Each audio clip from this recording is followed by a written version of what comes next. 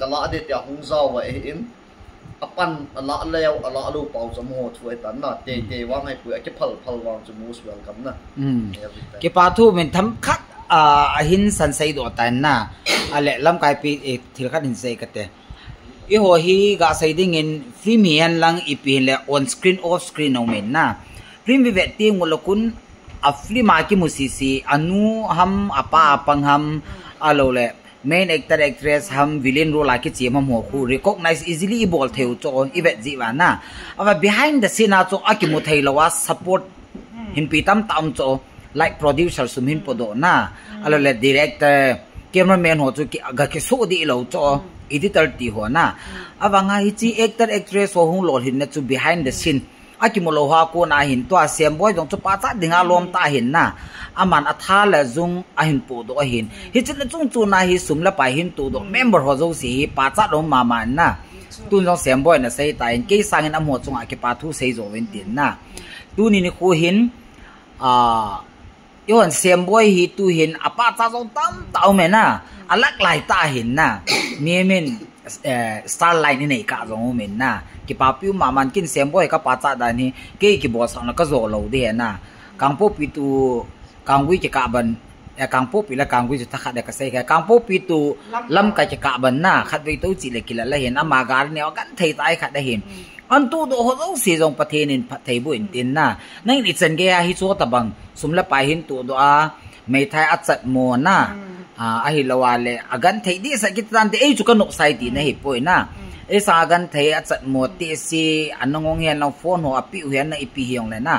hi so behind the scene a ho zo si chunga hi itabanga ki pa thu sei nom na le til kho na na nei no mam chima sang chun tham khai ga sei leng na ama thil bol content a sim chung chang thu hi ke yong hin chita bang youtuber se e ho society an hom le ti hi kana gel jing khat a hi na to an na vet kha diu ba Philippines Syria ho na ama hi the Hungarian Syrian kiti khat vet to youtuber khat hi tin filai khat ama hi Syria pa na hung Gaza ma Philippines sa hi cho Syria cho e ho gam ta bang cho Manipur gam sung ta bang thing nei mi za mi kenan na jing kula na cha pa na hi ama hi refugee Philippines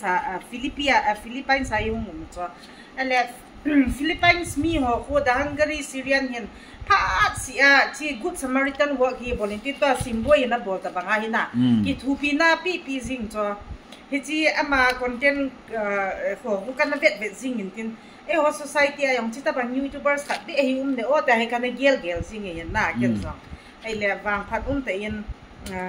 YouTuber song za chui nei na vin hi song le hi chilang good Samaritan work lang na mi ki thupi na lang hi simboy hi mi dang chu bol nan ti hiong le an hang pia ka he thei dinga content atam zo hi na tu la ya hi ama hin ki thupi na hi chilang ho a ha sa gen thei lam ho hi bol hi na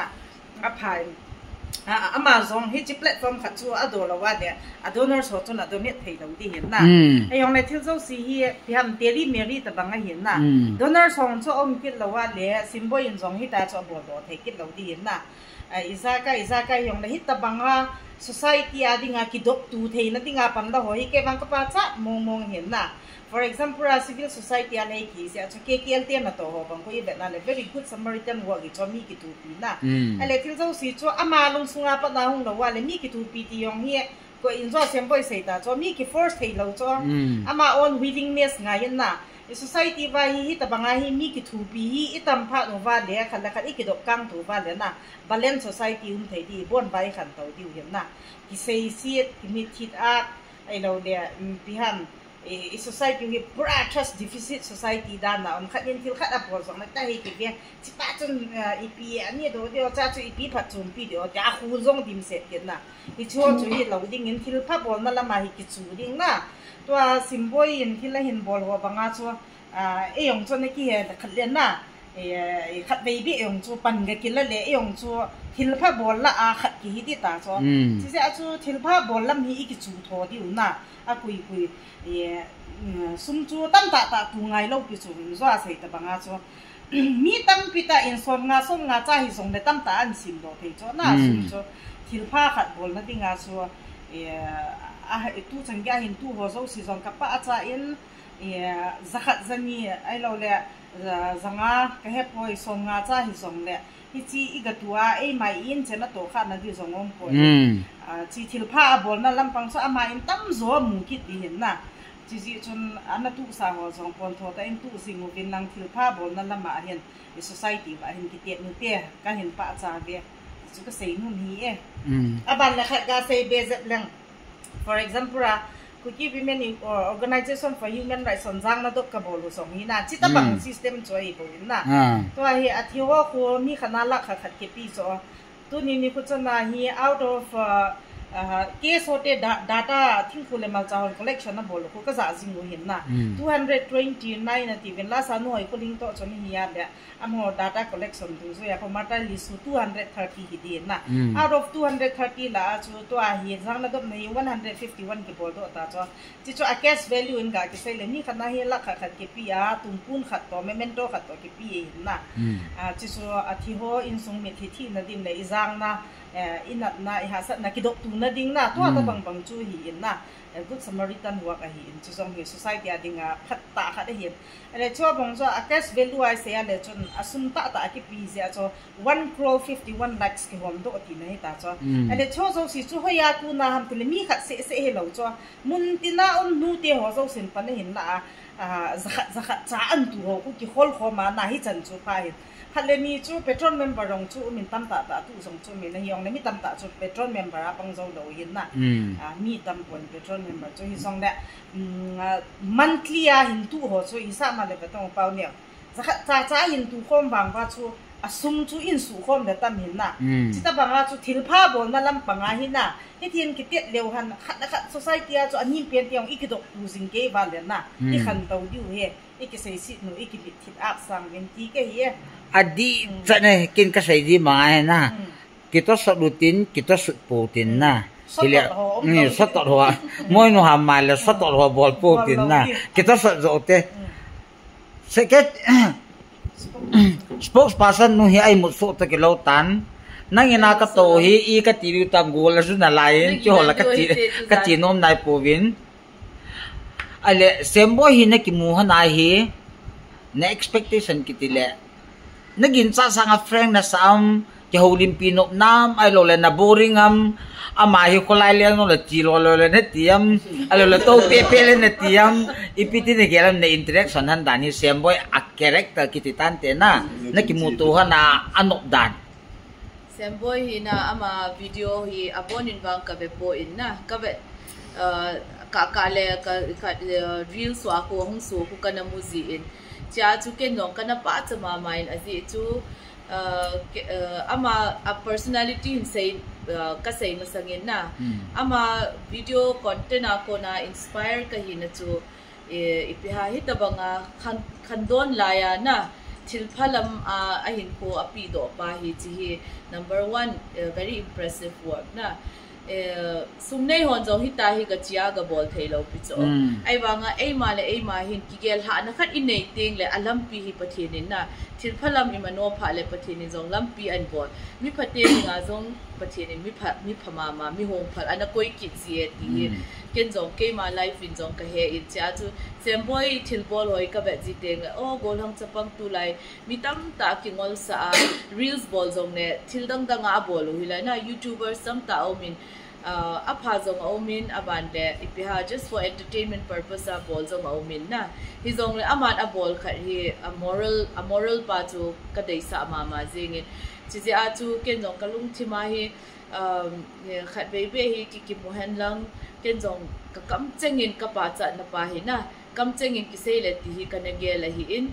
upaw neu chunga jong ki pa thu ka sei nangin ki moto no ho nan gong le in ikimoto theivin ikimu chun ke hin ama hi amela wang ka ne hezingin na hizong le mi chom be dan in kamu thei poi aji chu ama personality and ama attitude pa hi it's very a positiveness pa hi ka feel in na chize a chu ikimwa jong le mo ngai lu na pa hi akinei thei aji cho he is very humble abande ama hi kin mi ki neu sa ta hi in azole mi za ta discipline anei na abande ama method pa hi pathin mina apatin pathin mina achain chiong hi ka respect na ta khat hi khangdong chakhat hi a ama in ipiha thilpha ho bol ho zong hi apathin ta san na ho zong hi ata langin na ichi Christian chondan to zong ki tu hi again the ha sate ho ki hu tu ding ti hi ho Christian dana zong hi to ki tu chana ma hi zong a hin koi aman ji in kapa chama ma jing in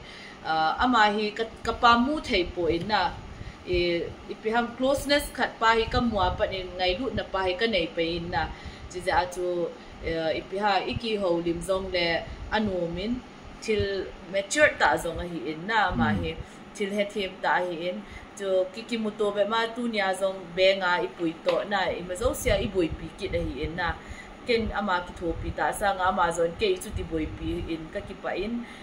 hitabanga panala na hi sem boy tabang mi tam ta khangdong ho hi hungum do be che le na aman achang sia avil nom tam ta ding ai ba nga chu achang sia zo lo di he ji chu gen the ha sa itam ta wen society su ba ama video ako na he mi ho inspire hum hen lang khangdong ta ho hin thilpha ho hin bolu le ai ho dinga zong mi nu mi pate ho dinga zong ki thopi nom na hi thanok no hungum dinga hi in ji ja chu semboy hi kam chenga ki mai pa cha na pa hi lo ke kalung thima ka na pa cha na pa chu tunin on camera to the ama personally azong kahin pa cha mama in pathin zong pathe na bo jing han lang na lampi zong nan pui nan su zang pi jing han hung lo thing te hung lo thing jing in ti chu ka sei no min he ke pa mai lam kai te ni nei ti han lawa he la ba Kuki Women Organization for Human Rights hi chan ge na ma chalwa na case to pi ta alit ta mi tan ha thailo ho jong no ho hin alam pidung zui chara dan di ta na tanu he na holim hana ko ne ki muin na sem ko tu chung he inzo la ni la nga chu khujin ko nai ke te ni hin kadali nu to hin mono ma wo sa kan so hana le wo sa zu pa chen na tun la sem boy nem ka ko tin di na mi pi san nan ni am tua chu na sei pa lai ha pa ko ma chna bu kan ni chai na kong phe hana lai ki su tu hen na an sei cho sa ga cho na sem boy bu nen ka ko te na ama ke ju ka ke phat lam na ri chu mo sa zu wa ni tha lang pung gu ma khai ho ge ka to ji hen na ama chun pung git ai lo le pung git ma khai tho ve la kin ni le ti na ai wang langa hai pung git to pung ku ka chi na ti ki na pung sagi ve la ke chun kin ne thei la ka ti nai wa ama boi pha na chu kai just kit wa pa ti ti chi na ti kan ni jin pung ku chet le hunging ka ting chilang ting chula niaw ta ka ti la ma chu ke yo jo ke phalam e hi sa na ka ke phat lam hi do langa ka chi ding ja chu bu ya ti chu pung ku chet na ka ke chai ki ta lo pung ku ma khai langa ka ke chai ka lo hot ka chu lim kit le pung som na do ta mo chu sa zu ui je wa chu jing ka pung ni pung thum thyo ko la tho jiu chu pung som lang cho mo dinga jo mang nuk lai ta pha ta chu na bu ne chai le im wa jing ka ma thod bu dia ai wa nga chu chi ya pa chun pung som wal ta chu mi no to ka chi na ai wa nga chu in sung mi tiang chu mu lo hi la amo dinga amo ang chu na sei nai ni tha dang hele to he ka i mu tip che di wa ta na in la nang ni ngai lu na za la ti chan kan nga he tin ke chu ka ke phat lam li go jeng ai chu mi imut ka su chat ba ta chu ka tun na chu bu kan ne wa bu la miang tui ta in ne sa rin na ke phat lam na thu yong chu kan se ni la mo chu na kho nai sai pu chi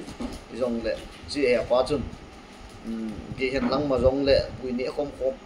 khom phot da pa ai ji nge tin ka ke pa han the en ka du han the en he pa chu yang ki pa thu kan si na ke pa mi ke ni jong ki tu sa den na ko ji den ki tan te ka sa so na sa pa hon nong tun ki pa ta nan se na ki nong sem bo he ka ngai lun ko mi chu min ka gel pun athil pha bol ho he tin na Elen sa cho ha sa cho ka sa so hon nong la ya la kin ni lo wa ho en su nam in zo ni chai tau ta sa hoi la where is the meat sala asa hung lung lo chu la miang pi ho mang ti asa hung lung to kai ke ho na kan sei to wa ka daling nu sa ki koi sai hoi la ngai ti ka na ki zu ro tam ke te san zo hun na ta cha sa zo hun ke to ki do la kan gel do he kin no a ume làm xin ông thầm lo xin ngạc free sai thì quay free sai chỉ coi tập tay lùn để free sai chỉ coi tập anh muốn cho apa cho free sin thì coi tập cái kia lúc tao ngập lối cái hồ limu lại chỉ cần tăng bài à xem ít tiêm cái nào na lấy cái phát lâm bị sẽ lại cái ông cái trang sẽ sẽ có mía cái cổng lan nông cái zone cái phay zone bây giờ lâm cái cụm nông cái à nó đi vậy coi lại trong nông thế cô lang trong nông thế nó trộn để lấy thế hết na cái là xem có mà không có mà ăn hôn là phần gì vậy chưa có mà nông lại cũng hôn xả lâu đi này to cái tên này có mà nông lẽ nó tổ đến đang khát chăm rồi mà ta này cái tổ đến chả nó ổn định à bạn là vụ lẽ mẹ nó hồn đi chứ không sẽ số bộ ta đang bỏ đi in là chỉ đi nó dụ to hay là cái sai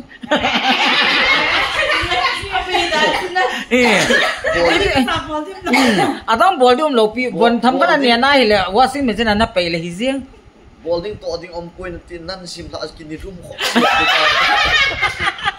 nó có đi mà sát sọ có thôi là phản ôm đi ai cho càng quý là chỉ cả trong phần nó bỏ dọn là phạt cho là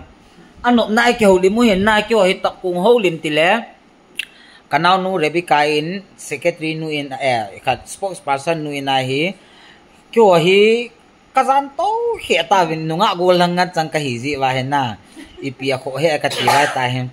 kiểu hi xem boy le mino te lo dang ho hi ahan ngan kai ta vin na ti to de lo nunga gol hang chi cái vin nó sẽ mà hành hiện tiệt cái hơi lạ kun na sei pi ham miran na ki mukha lo khan nai ngay này lâu na ta thu cái xây dựng cả 16 years lo to mo kadali nu hin ko ham a hene ti da miran na ki ver kha lo ham cái sổ dầu lâu rồi coi han coi má kiểu coi young at heart o ki oi sweet 16 ngan ka hi vin cái tiền cũng xong là cũng bao kỳ là lai ăn你那我户口屋的，he ham mino ko he na ti ji chana help me now， 你那边 boy business 咋老咋？你哪会弄闹先？哎，你做咩？Mino nangin siambo alhun na ko na na kai do a nei na na lun sa me tui pe na ni sa hi ipi ham hin sei ti tim do ole nang zo hin ama bu ni na na gan na go hu ji ji am as ahong ahe ke kasim sin tin ahong lang khet lo na ni khat ni ni ma brother nam zo na ni khat ni zo ni zo ahe astatus ka ga pet tin hen wifi ka ki connect tin ahong ka het cha jo context pe tin ke command tin de na a visual lang hala jo atuya le pi kisa sa zo lo yang ngai ru sa la cho na ayun ba ada uya ka kai do a bek kan khai do a nong lo la ka chi lo de ta na hung ten ai ba ada tu nunga ko na ka ku tho dan ta so na na se na ma hung a para he haptani thing de ko na ka man na haptani ni de tan ina bu ka ni na ko ni be ham thum be mi de na ai jo lam ka isu pi u na me pa ni la ka mi de wan ama ha atil pabo na zaw ti taw dena mi ngai ru achangin tingle ama jong mi phata ai ja hi mi ngai ru thiam ja mi na ngai ru hin na ama ke da na hoi lo bo se thu alum thim jong theng sat frank that he na ka mi tha ang nga pa na he mi tai min ngai ru ja la buni ding an ko ji le ama ma he ipiti se dia ke khong no me ka ti ji na ka za chai ka ti ji le amon le mo le ma cha he ki ji lo ja he na khat vei ji na yong chu ibel chi ki pha la kun hoi lai te ga ti ke ji le ke nyong ke na na nga he ta ka pui le hong apa na he ke to he chom hana chan lo yang ka ke pu tho le ni ta ka sunga ni na zo ta lo sa ka ni ne ma ni te ai ta cho to he mon de chi la kai wa he vel thumam vel yam ko ka ni de mon de ai za chu kin tip soi ta khat na pe nge na sum jong safe aban le time nyong safe na thil do se safe gul la thiding amol la bong dik dia ta chu sem boy min an nya ha ko be se ja hi asung agilin athu lo di ja chu no na an ne tin la dol che me tam ti ho na saugri me tam ki te ho ta bang na kan ni ating la na same chu ka du mo ekati na hi pon na same ngi atuya tu ye ki du ai wa nga chu in non wal ki la na tham chim na khat ta bang ai lo le sungin zo ji ta lo do ka brother pan sin ipia ipitai lo min chu Mechi ho na. ipitam Penso. pento ka kipu de le zion na buni adiksi le chu kan ni ma sa zion ka suman ni zo lo pa na chu Siapa umur tu na tiro sa tipian kangui lana zon tu. Miti kamu no mia. lam ka lang mo nei ngai lu pe se nei tha do te ju ai ta sai ai ni non sa wa wa ka sung ka lai ki chai do ding am pa na Ala salah lai pisan du pen man. ka du mo am poi ke Kin na du pen nak yal tu si sakau sa tu de san pia ho kip te kala. Ipisan du pen ai. Kip te kala how kip hon chi ai ki fe na chu ki ho color ka give de di san ne ai pi chong hi ke ya ai pu Ipisan du pen ale. ke kawang fa in ka du mo am poi na sa hian lang ai hian lang an che lo hing rong ne ka du mo am poi bo na ka du su ke Adi mo nge. Aji chu ga sai ding azo adi sada kangui lang kiti tan te na. Ke kangui lang kiti ora sadar his kiti ona ka khuta bangin ka gelin ka tila ka hung sailit na mo na hin na. Adi su chuchusan pu di su ka hikit in hiyong le boat ane he kahin ko sunga tu chan ga he kan to kha hi jin Kampu Pi district ang sim thai chuchusan pu district ang sim thai ka hin na. Kampu Pi district di ku weather jong ano min hui jong a thengin tui jong a ningin na thengin thilo se environment ki te tan te a thin ja ko en chelo hing jong fresh that hin na tui jong a tui di sa den ti ja hi na hoi di ta sa no min na ti ja hi a fresh chen mi ko hoi in ke ka hoi hi e ka su thai ka to thai la kre kui phalo yo siu ka lop sai le mai hoi na ki ti hi outer beauty ki te tan te si chom khat ka bo a he ya na lung thima ko na humanity na nei mi ngai lut na nei na chu ni mang thai lo kiem thai lo ai lo le min agu do thai lo na achul thai lo hin chi zo chu important na hen na chi zo chu na like ka bo le di na ka sei chu nge kum leisi chunga kum som la gum nong len sunga na sei na di pe ne tan te sweet 16 ni lai ni na pa na kum som la gum ham leisi chunga nong len sungin na sei la di pe tan amate ni kangui lo ho hen am ti Ung do na do in. Isin non main so kin ka bol so tikin kangui lo ho fresh mo ngo he secretary nu na sei chim nai lo ra nya Nang content na bola content bol pa speaker pa na main speaker pa kim follow ti chu di te lo cho ka hi ke cameraman na ko hung panding nang yin cham khat hau din na bol din na kin abanga ko ke aka ki hap thai so na ki hap thai ham chu chu hin bang chu ko lo pi cho apo he a hele tu hin baro I gi diu ta so tu hin na ta san lo le chi wa clock na ba sa winge baro minute gup ki tu chat a hi in na baro minute gup ki tu chat hin kyo hi ka ha khwa me thewe tai lo la ka ha khona me theo he anot nai bolo hin chi video hi a sau zep jin part 1 part 2 kan khan di hin film bo se part 1 part 2 ke khan the hi poi top kung ho liam chu part 1 part 2 ha release bol tau ti na bo release bol tau ti iti short film ni khat do ti ne lo le release ngal tau ti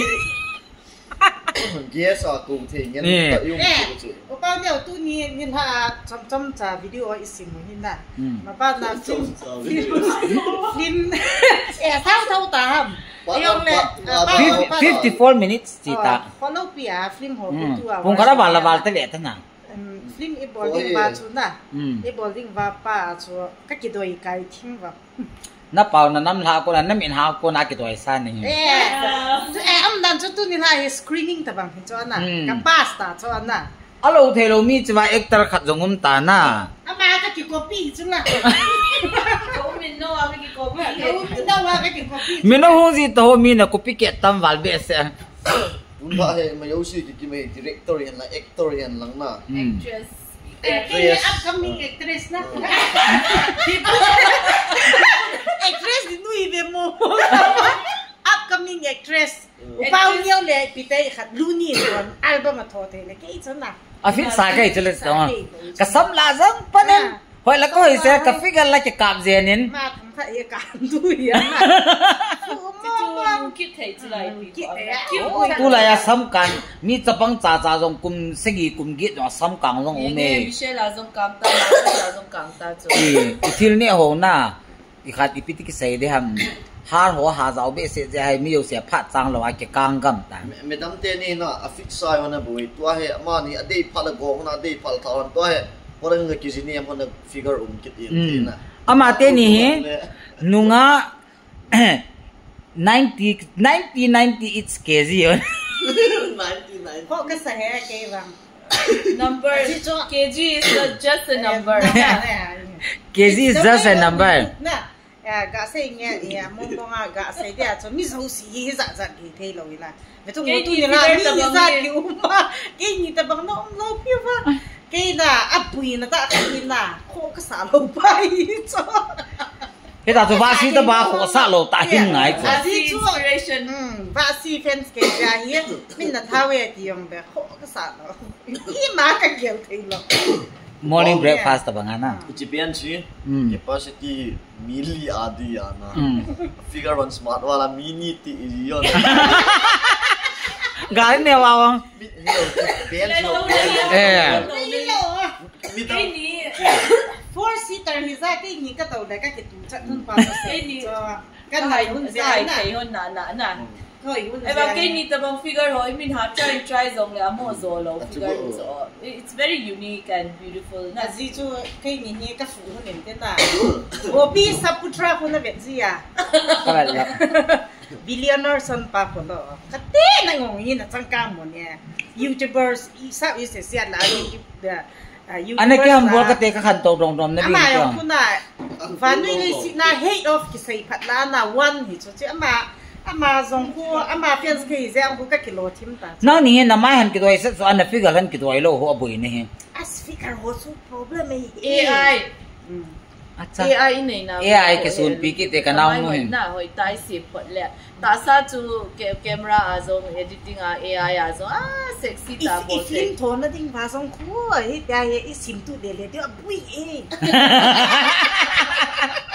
tho pan le te kum dhul la le i ke pat le rio he rising game masanga I told you the big actress award tu kan la te hun dia ta cho ke ni na hello ki tu nai lo wa award dong mi la dia ki hun ta na min nominee ai ko ki ta kan min hon print ball pe oi tin na min hon print ball pe award sania ipiti ki sim de ham ji ko ka boi pi hon cho bo ko ai lo le award min ai lo thing phung ne status a thing phung ka loi lu san ta bang chon ki sim han ye tong ko lo ai bang a chu mi award sang di kha ki ja chu na ka to hi ke ka bui pi hi award sani de ki von di dan to